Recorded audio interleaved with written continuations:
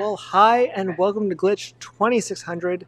Who am I? Well, if I actually have this working correctly, which it's not, I'm Glitch, aka Brian, your friendly host through all things geekery. And why are you here? Well, hopefully you are here for a Glitch Byte, part of Vlogmas 2020. What's Vlogmas? Well, Vlogmas is a chance for us content creators to go live every day in December and bring you a little bit more. Now, it doesn't necessarily need to be live. It's normally recorded, but I'm trying to go live because why not? That's what I do. That's what we're doing here. We're on location in WineStyles in West Glen, Iowa, because we were doing a little bit of a Zoom layout with them, and it ran into an issue where I needed a virtual microphone. So today's tip, because I needed that, I bought a product called Loopback by Amoeba Software and had to loop that into their Zoom setup to get a little bit better audio, well, to get any audio out of Ecamm and allow them to talk back. So let's talk about creating virtual mics or virtual audio devices in Loopback. So if I switch over to our handy dandy screen share, we'll see if my microphone can decide not to die when I move it today, because this is like my third live that has died. So we're going to go over here and minimize that because we don't need to see my Facebook and all of that. We're going to bring up our loopback setup. You can see what we had for a configuration today. So going in here, I had Ecamm Live beta. Yes, I'm using the beta. And my Yeti microphone going into one channel or one set and then outputting through as a virtual audio device. So all I did was choose that from here as in a running program, and then grabbed the other one as an audio device and brought that in. Now, before I had it playing through what they call monitors, just your output, your audio output, I had that outputting to an Apple TV, which was allowing us to have different audio throughout the rest of the store because they had AirPlay and stuff going there. So by turning that on, everyone was able to hear a countdown timer I had for about 30 minutes going into it. Then once it went live, I turned that off and switched to this audio source, which allowed me to bring Zoom back in, and then I had that back on, but you notice there's no microphone, so it allowed me not to have feedback from the mic when our MC was here talking. He was able to talk, and no one else here on site could hear other than the fact he was physically here, and they could hear it in Zoom though, because that was the source already based up here. So allow us not to get a feedback loop that would cause it just to keep echoing until it got too super loud the whole time. If I switch over to Zoom and went in here, you'll see my configuration settings were to use this Ecamm audio. You can hear me talking right now because it's pulling in this microphone.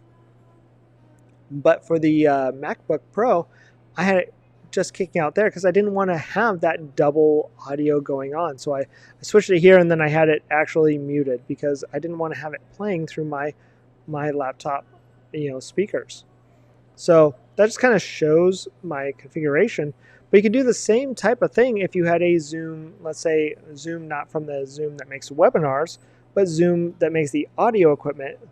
You can do the same type of thing if I have a Zoom L8 and I can bring that in, but its audio source isn't able to be read by Ecamm.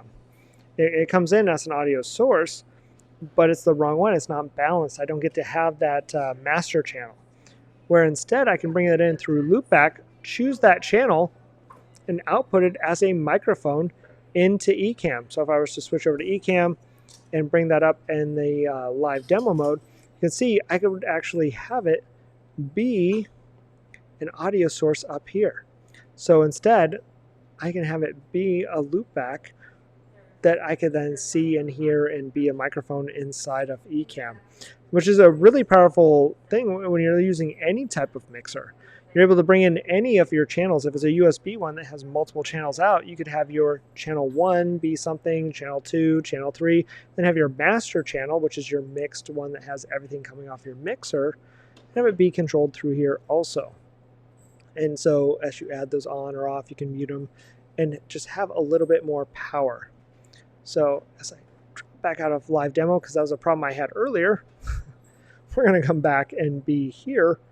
You just kind of get an idea for the power that you can do with loopback. Loopback itself is extremely powerful because of that. Like I said, the monitor is just where you have your audio coming out of, and this is the output into the others. Now you could add another virtual device. You saw here where I have one where it goes through pass-through. It allows me to say, hey, anything that's thrown at this mic, pass through it and then have it go somewhere else.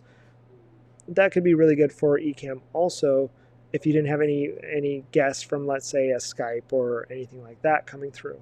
For me, it was just causing a little bit too much echo, so I dropped it off.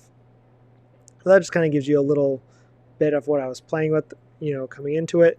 This software, quite literally, I had bought just a few minutes before going live and had to make it work. And it was really easy to use. Now, there's another piece of software called Black Hole that is free that can do the same type of stuff. I have something for, at some points being able to pay for and essentially yell at or talk to someone if I ever have a technical issue. And that's what I liked with the Amoeba software one. Loopback has a really nice interface that I was able to pick up in under 15 minutes and get configured and do this live that was 3 different 1.5 hour lives to all their people out over Zoom while I had people live in the shop here. Just to give you a little look to show you how cool the shop is. We had people sitting in here and I was going live off a screen in front of these people up on the wall in front of them, and had another person speaking over here by these beers, which how cool is those beers? I mean, that's already just a really fun and cool thing. On top of it, we'll just give you a little hint. Look how cool. I mean, how cool is this? This is where I get to hang out and do my boozy banter and all sorts of other cool shows. But check out all of the wall of wine. That's one wall of wine. It goes down the hall. It keeps going. We have another wall on the other side. There's so much coolness. So hopefully that gives you a little bit. Sorry, things are just a little bit on here. It's all on location. It's all good fun. That's what happens when you go live. Things go wrong. You have to revamp and make it work. That's what we did tonight. I want you guys to see a little bit on there. We'll be back down in the alcove tomorrow. If you really enjoy, please like and subscribe. Just to show you, you can come over here on YouTube and like us and subscribe there. Otherwise, you can also follow us on the Facebook there and follow along if you're on the other. We'll be doing a live of our happy hour tomorrow. We'll be covering 3 or 4 Iowa craft beers. There'll be some really cool stuff. Come in and jump in on that. Otherwise, if you have your own geek questions, please join in, put the Q in front, and ask those questions, and we will be happy to answer them. Or you can catch one of our geek outs where we answer your questions live on the air. And by subscribing, that's how you can get in there. So subscribe, ring the bell, get notified, and then you can come in and be part of and get your geek questions answered live on air. I had a good time. I hope you had a good time. Sorry, I'm having to look over here. I don't have my stream deck on, but I need to go have more wine. I'm going to go enjoy. Hope you enjoy your night, and I'll talk to you soon. Bye.